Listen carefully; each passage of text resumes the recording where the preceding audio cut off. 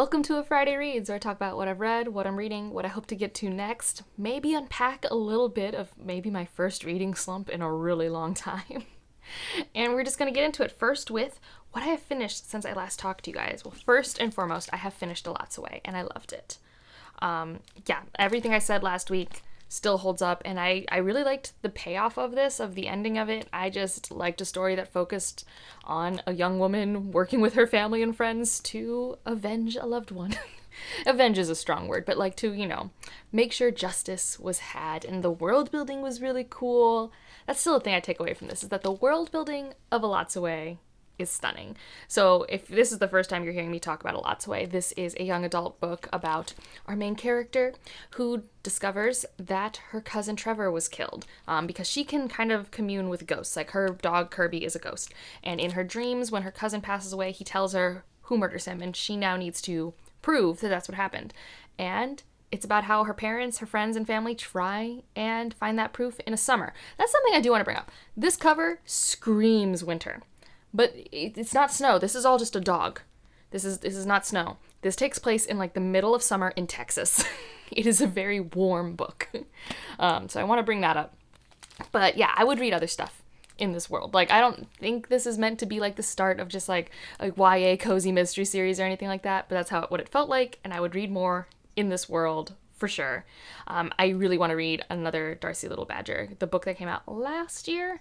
And also, I think I mentioned it last week, there's just so many tales that are told about her 6th great-grandmother, and just so much mythology was used in ways that I really love, which kind of will lead us into the other book I finished, which is The Marrow Thieves, which is another young adult book. This one's very different in tone. This one's a lot darker, which makes sense. The other one, literally I compared to cozy mysteries, and this one is a dystopian. We are in a future where, because of climate disaster and our attempts to rebuild, most of the human race can no longer dream except for people with indigenous background. And they found out that they could utilize parts of the body of the indigenous person to allow other people to dream and, of course, monetize that, all of that. And so we are following a young man and how he survives this new world. When we first meet him, he's with his brother, and then you get to see him with a group of people, and it's a survival story, it's a journey story, and while you're on this journey, there are moments where you hear stories, and stories are being told. There is transfer of culture and knowledge and language. It's really good. I mean, obviously, this is a very well-meddled book, but I just really liked its narrative framework. It was really unique to me. This is not a traditionally paced book, I feel. For me, I like it because I don't always vibe with very plot-driven things, but this is a slow survival story. It has time jumps.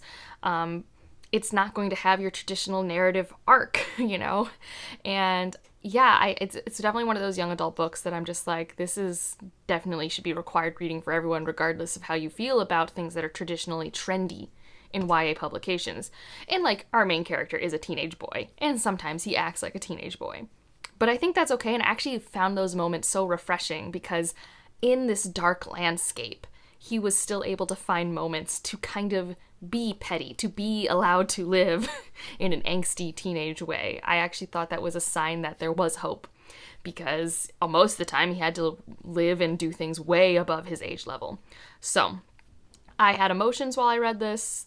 It's beautiful. I don't know if I'll read the sequel because I felt so complete after reading this, and I don't know what the sequel's going into. And the sequel, I think, when I saw it at the bookstore, is twice the length. If anyone's read the sequel, let me know how you feel it does with continuing this story. But I really love the project of The Marrow Thieves, and I'd been wanting to read it for years, and I'm glad this and Alyssa Starrett, I think I've wanted to read both of those since 2020, and I'm really glad that I have finally prioritized both of those. Continuing on, we'll talk about the 3 short story collections I've been in the middle of. We have finally gotten into Burn in Terraform.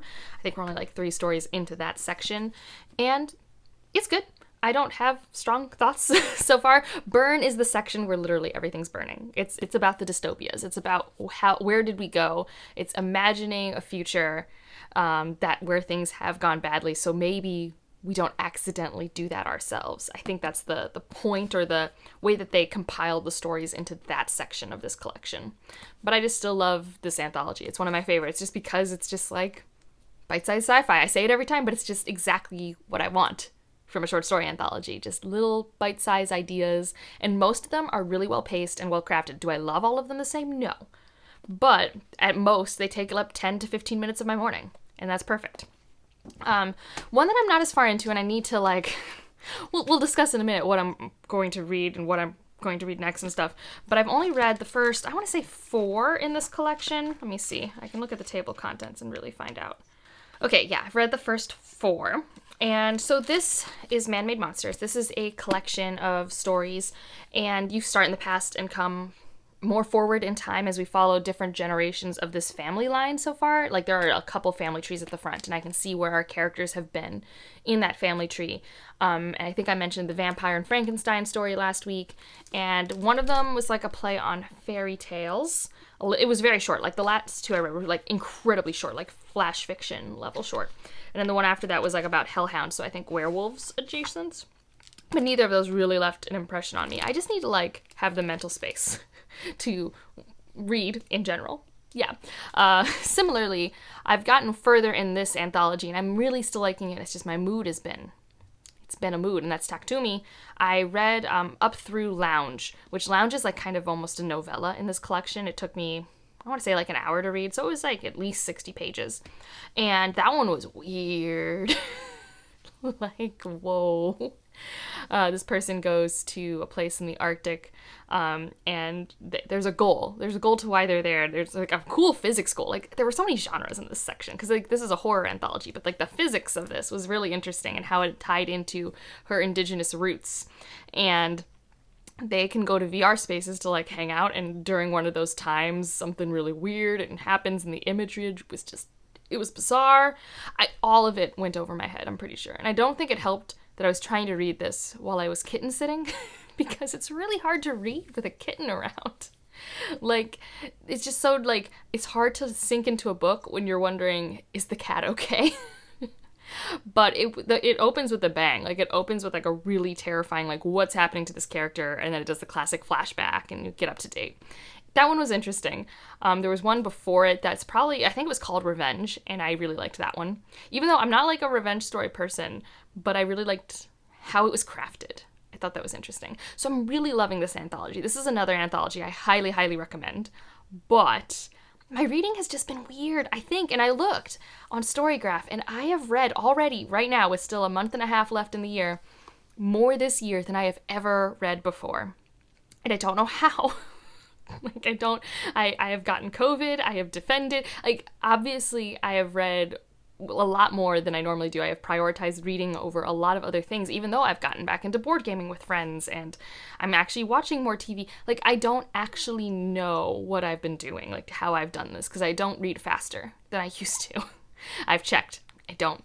And I think I'm just approaching a tiny bit of burnout with reading. And I'm not going to stop reading for the rest of the year, but I am also giving myself permission not to push, because that's another part of my personality, is if I'm reading something, unless I truly think I should DNF it, I do tend to be like, well, just read another 50 pages. If you read 50 pages a day, you'll be done in X time. Like, I really push myself. And I think right now I just need to give myself permission not to, because I've read 140 things, like over 140 things, and I'm like, that's a lot of stuff.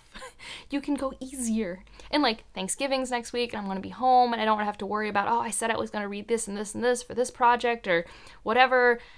I want to be able to be with my family. And if I want to read, I want to read. And that's the thing. I want to feel the want to read, and I haven't felt that really strongly since August.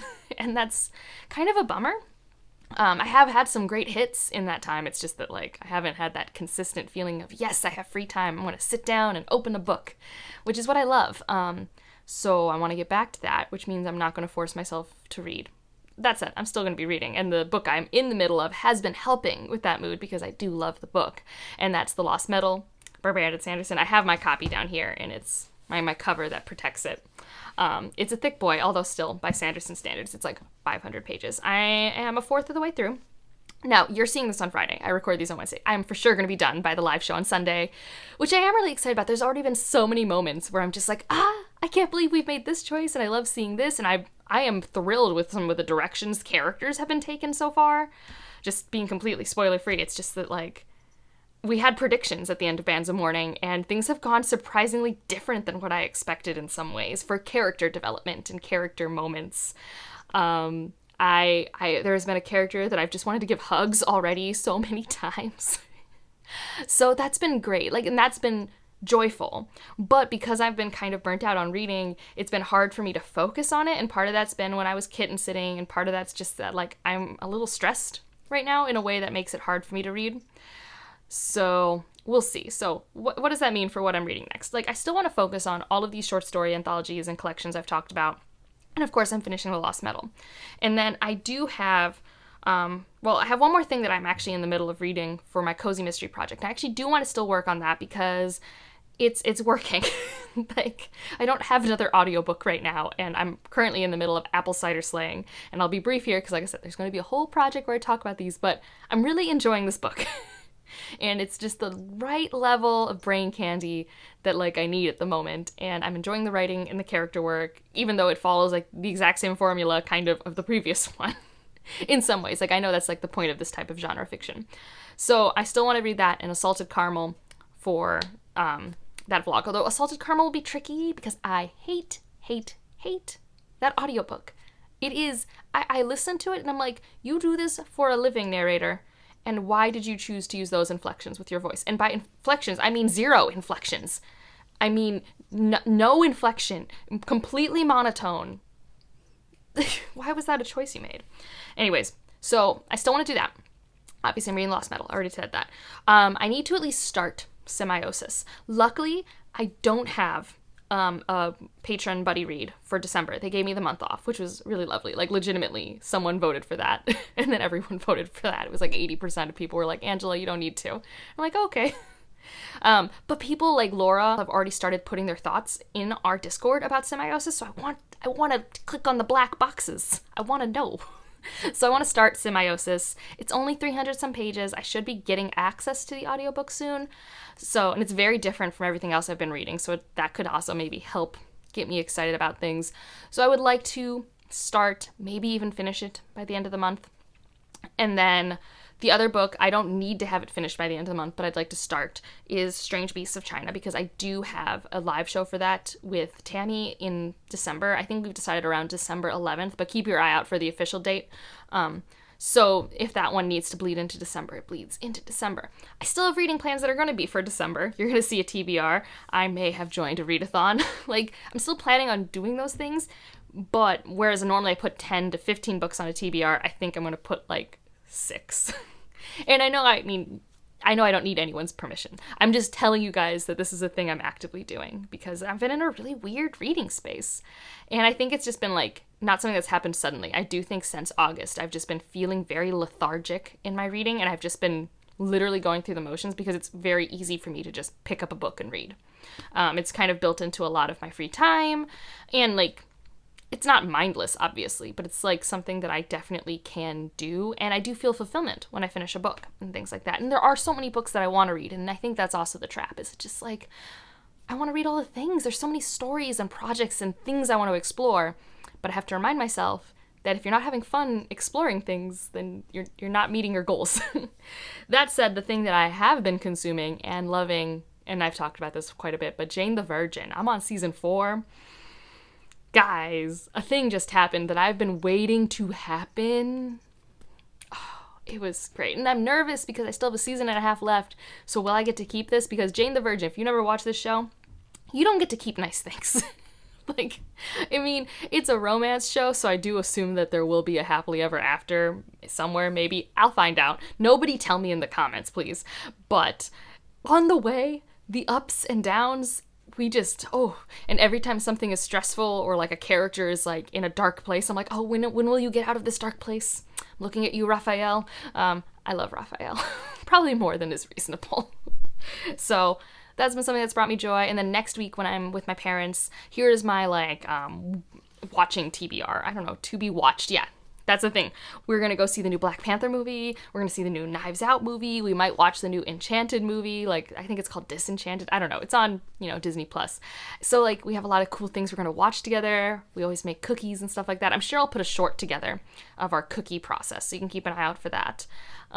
So yeah, that's this that's this update. I'm just in a weird place, and I think having the kitten around made me really realize what it was like to be like present and to relax. Like I'm really bad at doing nothing. Like incredibly bad at it, but I think I need to learn how to be good at it and not be super stressed about like, oh, I'm so tired, but I have this free hour where I could be doing something and I need to breathe. And it's no one's fault but my own. It's my own personality. So that was a ramble. Thanks for listening if you did. But that's why I like these informal kind of weekly update videos. There's still plenty of content coming. Whatever my reading's doing, it's not affecting videos. I literally just scheduled all of my December video ideas, and I'm just like, yeah, it doesn't even really matter how much more I read for the rest of the year because I got plenty of books to talk about. Let me know what you're reading, doing, watching. Do you have any fun traditions you guys do for the holidays? If you're in America, I know like it's U.S. Thanksgiving coming up next week. But I'm excited. We get our tree. We decorate Christmas cookies. It's just a fun excuse to be with family. So, and I am incredibly excited for that. Like, truly. Can't wait. And if you want to leave an emoji, I don't know. What have we talked about that I want to leave an emoji for?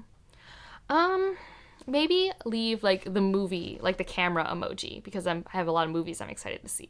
Yeah, that's what we'll do. And like if you liked it, subscribe if you want to, and I'll see you in the next one. Bye.